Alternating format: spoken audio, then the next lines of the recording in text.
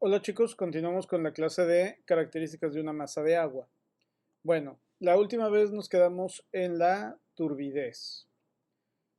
Vimos que era la turbidez, así que vamos a continuar con velocidad de flujo. Bueno, la velocidad de flujo la vamos a ver más particularmente en los sistemas lóticos. Recuerden que los sistemas lóticos son aquellos que fluyen, valga la redundancia.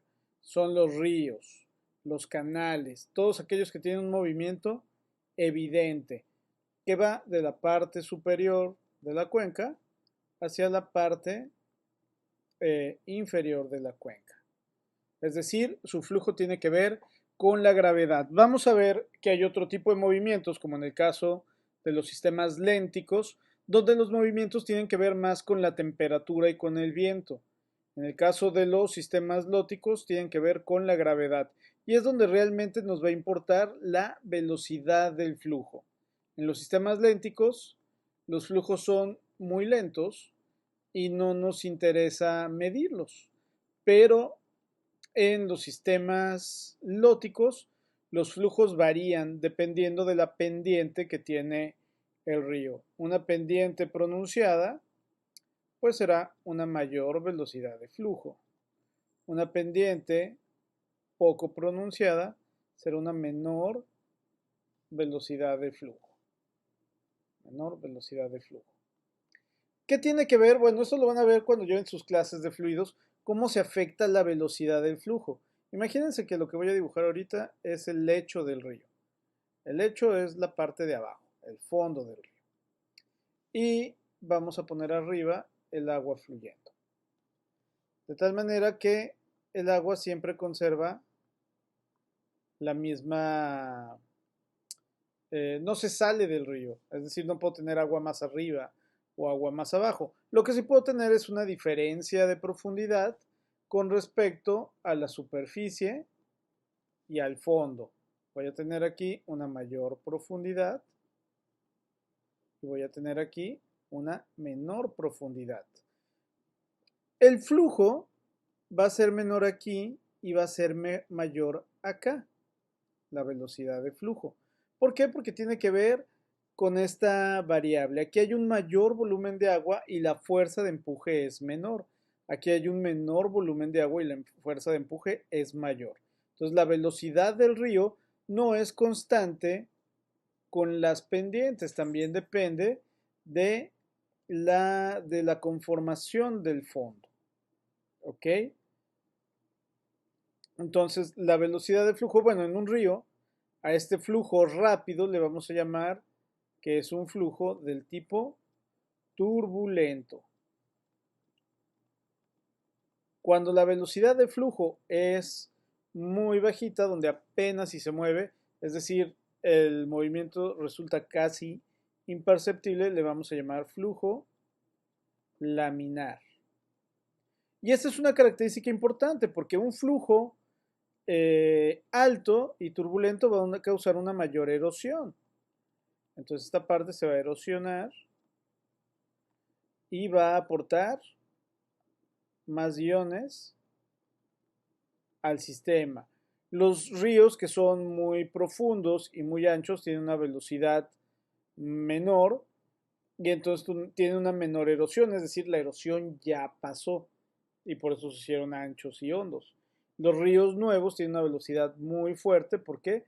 Porque son ríos someros y eso hace que la velocidad se incremente. Les digo, esto lo verán mejor de manera física cuando vean mecánica de fluidos. Y van a hacer experimentos y van a controlar el flujo. Esto se puede aplicar a tuberías, se puede aplicar a bombas, pero bueno, no es nuestra materia. Nuestra materia es conocer el agua y qué medimos en los diferentes sistemas. Entonces, esta es la velocidad de flujo. Vamos a borrar. No puedo borrar con un solo botón porque se borra la imagen de la clase pasada. Así que vamos a borrar de uno por uno. Bueno, no se puede. Creo que resulta más fácil dejarlo así. Ahora vamos a hablar de la conductividad. Bueno, tenemos nuestro sistema y la conductividad es la cantidad, bueno, la conductividad es qué tan bien se conduce la energía. Si la energía se conduce muy bien, es decir, tiene poca resistencia, entonces tiene una mayor conductividad. Si la resistencia es mayor, tiene una menor conductividad.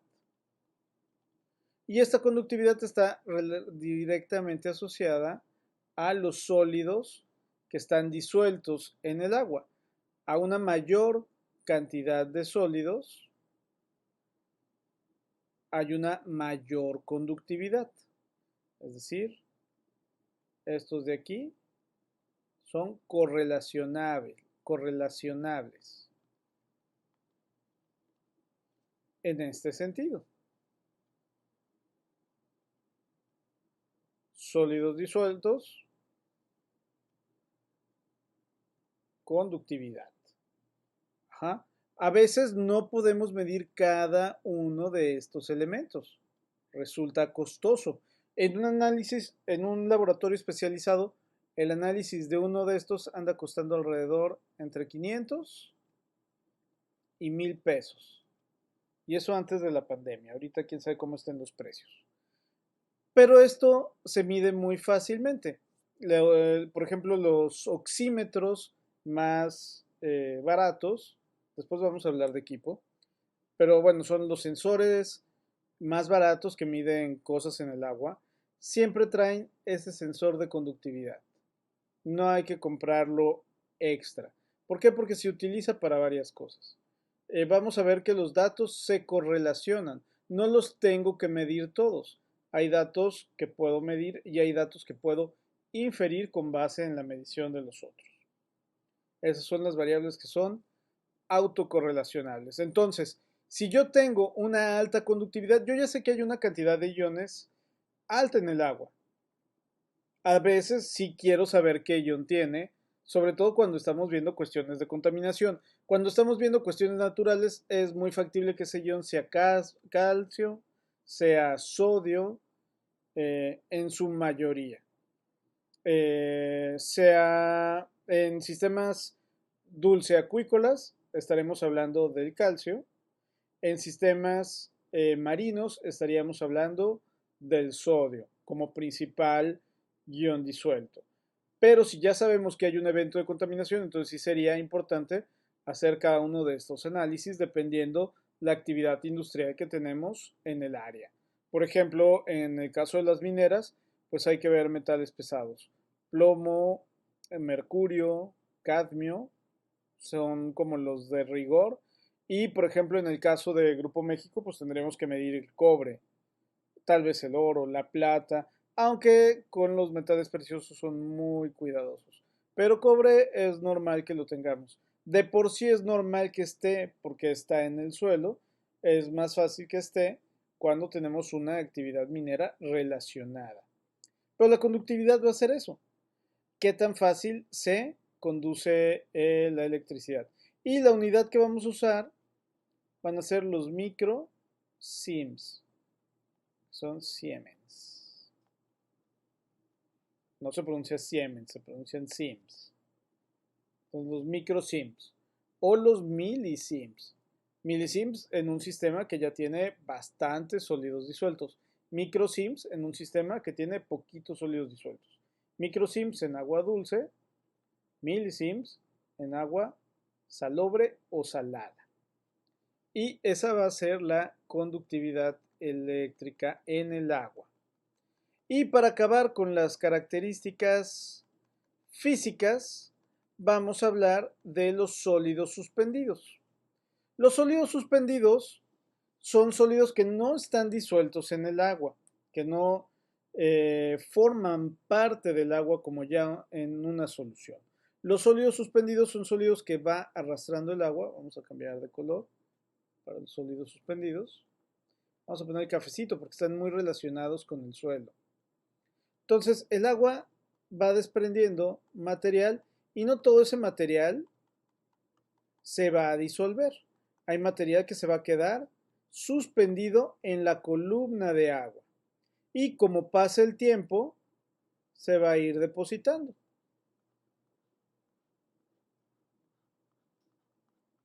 Esto se llama asolvar. Todos los sistemas acuáticos tienden a asolvarse.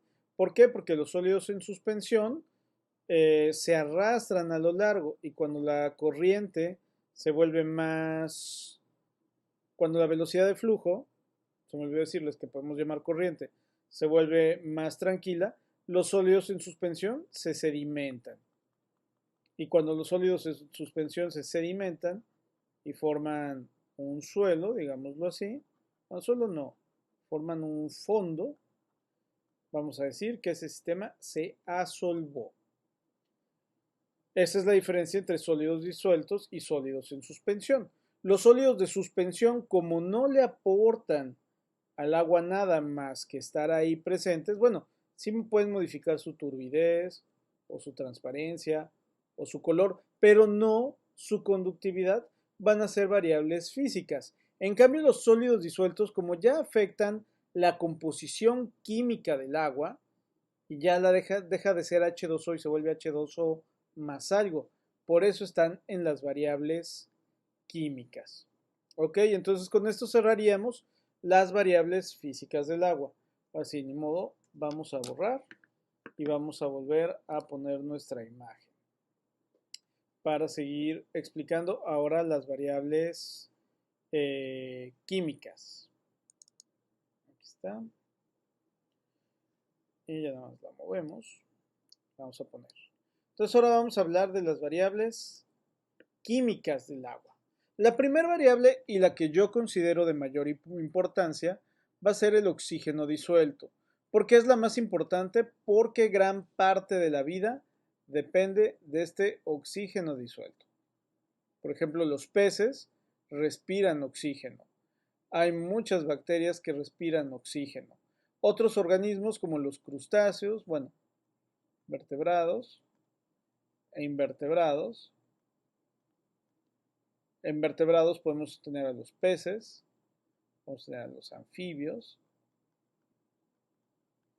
Y en invertebrados podemos tener a los crustáceos, a los insectos en general, y a otros fila, que ahorita no nos vamos a meter porque no los conocemos. Todos ellos respiran oxígeno disuelto, es decir, son organismos aerobios. Todos los organismos aerobios demandan oxígeno disuelto. Ahora estos son los bonitos, pero hay bacterias que son contaminantes que demandan oxígeno. Por eso la medición de oxígeno nos indica contaminación. Tenemos bacterias como las coliformes fecales, como la E. coli, como la Vibrio cólera, consumen oxígeno del agua. Entonces un agua que tiene una cantidad de oxígeno disuelto muy pequeña, pues quiere decir que tiene muchos organismos que lo están demandando. Es lo que vamos a conocer como demanda biológica de oxígeno.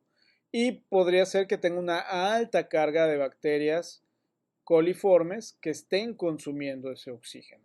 Después vamos a hablar del oxígeno disuelto como medida de contaminación.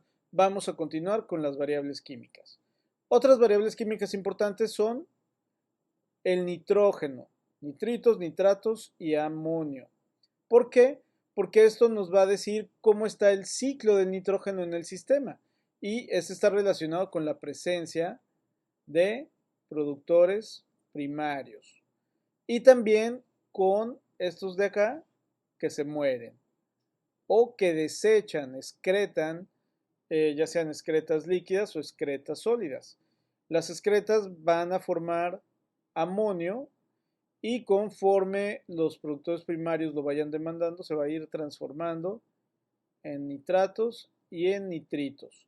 En el agua, las plantas no ocupan bacterias para poder aprovechar el nitrógeno, pero sí ocupan algo muy limitante que es el fósforo. Es decir, en el agua el nitrógeno, el ciclo de nitrógeno no limita a las plantas porque se lo aportan los organismos como amonio.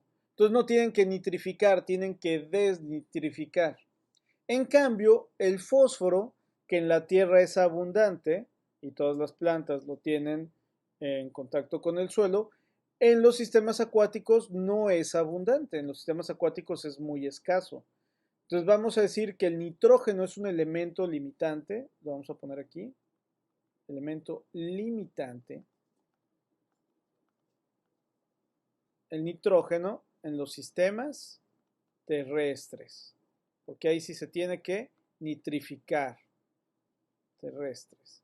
Y el elemento limitante en los sistemas acuáticos va a ser el fósforo, porque el fósforo se tiene que erosionar. Está presente en las rocas y solo va a llegar a los cuerpos de agua cuando se erosiona, pero llega como sólido suspendido. ¿Qué es lo que pasa? Que conforme pasa el tiempo, se sedimenta. Queda el fósforo sedimentado y entonces ya no está disponible para los productores primarios hasta que se suspende otra vez. Por eso el fósforo es un elemento limitante. Esto es muy importante y es necesario que lo aprendan. En los sistemas acuáticos el elemento limitante es el fósforo. Luego vamos a tener el pH. El pH, ustedes saben que es una variable que va desde 14 hasta 1, siendo su punto medio y mejor para los seres humanos el 7. El pH, que es el potencial de hidrógeno, nos va a hablar de los electrones que quita o que agrega a un material, de tal forma que si quita mucho o agrega mucho, lo va a cambiar y por eso los pHs elevados son abrasivos.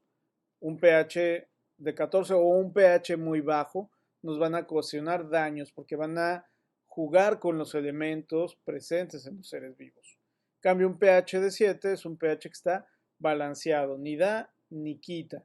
Y digamos que en el 6.5 al 7.5 es factible la vida. En pHs mayores o en pHs menores no se puede sobrevivir. ¿Y qué va a modificar SH? Pues los ácidos o las bases, es decir, elementos que contengan hidrógeno.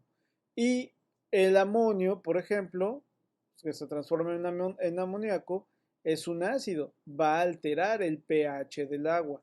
Entonces, un sistema acuático que tiene muchas excretas de organismos, pues va a tener un pH alterado, entonces no se puede utilizar ni para la vida ni como agua potable. Para algunos procesos industriales, como en la minería eh, y las extracciones de oro, es importante que este pH sea bajo. Este 6.5 iba para acá y este 7 para acá. Es importante que sea bajo porque si no, el cianuro puede emitir vapores que maten a los trabajadores. Entonces, en procesos industriales es muy importante el control del pH. En procesos de producción también, imagínense una camaronícola que no controle sus pHs, pues va a tener organismos muertos, no queremos eso. Los sólidos disueltos totales, pues son los que están relacionados con la conductividad. Entonces son todas aquellas partículas que se arrancaron del sistema o que se agregaron al sistema y que tienen la capacidad de disolverse en agua, es decir, que son solubles en agua. Y entonces todos los sistemas naturales no tienen H2O, tienen H2O más algo. Es una solución. Es decir, que el agua pura, sin nada, solamente H2O, no existe en la naturaleza. Siempre está asociada a iones de carbonatos o a iones de sodio en su mayoría. Ajá, sodio en el mar, calcio en las aguas dulces. Cuando ustedes les ofrezcan un agua sin nada, sería un agua destilada o un agua desionizada. Y lo que va a hacer es que por la polaridad del agua va a atraer todos los iones con los que se encuentre presente. ¿Qué va a hacerlos? Pues que va a deshidratarlos, les va a robar todos sus iones. Nosotros necesitamos principalmente potasio y sodio para que las células puedan bombear hacia adentro o hacia afuera los elementos que están en nuestro cuerpo, en la sangre. Si no tenemos sodio y potasio, no podemos trabajar, las células no pueden trabajar. Cuando ustedes se deshidratan, es decir, que pierden agua, ya sea por sudor, por diarreas, por vómitos, pierden además del agua estos elementos. Cuando se tienen que hidratar, por eso los electrolitos, el suero oral, pues tiene cantidades altas de sodio y de potasio. Se repone, no solamente se repone el agua que se perdió, se reponen los iones que se perdieron con esa agua. Cuando nosotros tomamos agua destilada o agua sin nada, como anuncian algunas marcas, lo que va a pasar es que esa agua sin nada se va a robar nuestro sodio y nuestro potasio y nosotros creemos hidratarnos, que lo estamos haciendo en términos del agua, pero nos estamos deshidratando en términos de los iones, de los sólidos disueltos. Y eso es muy malo para nuestro cuerpo. ¿Por qué? Porque entonces las células no pueden bombear los elementos externos hacia el interior y no pueden sacar lo que sobra en el interior hacia el exterior. Se pierde la homeostasis. Después vamos a hablar de esto. Por ejemplo, cuando ustedes se meten en el agua de mar, se deshidratan. ¿Por qué? Porque imagínense que esta bolita son ustedes y lo que está aquí afuera es el agua de mar. Entonces el agua de mar tiene mucho sodio en el medio. Y esta célula tiene poquito. ¿Cómo va a ser esta célula para que su concentración de sodio iguale a la de afuera? Pues va a sacar el agua. ¿Por qué? Porque entonces así la concentración se hace similar. Ajá, entonces ustedes cuando están mucho tiempo en el mar se deshidratan en términos de agua. ¿Por qué? Porque sus células sacan, su cuerpo saca todo el agua que pueda para igualar la concentración en el medio. Si ustedes se meten a un agua que no tenga iones, pues lo que va a hacer su cuerpo es meter agua para igualar esa concentración. Entonces, hasta nadar en agua destilada puede ser contraproducente, saldrían hinchados. ¿Por qué? Porque están jalando agua para bajar su concentración de sodio. Eso o sacar el sodio. Las dos cosas son malas. ¿Ok? Con esto estaríamos terminando de hablar, grosso modo, de las cuestiones físicas y químicas de las masas de agua. ¿Ok? Y estamos listos para movernos y ver cómo funcionan estas variables en la naturaleza y cómo se ven alteradas por procesos de contaminación. ¿Ok? Nos vemos en la siguiente clase. Esta clase va a contar para sus notas de esta semana. Hasta luego.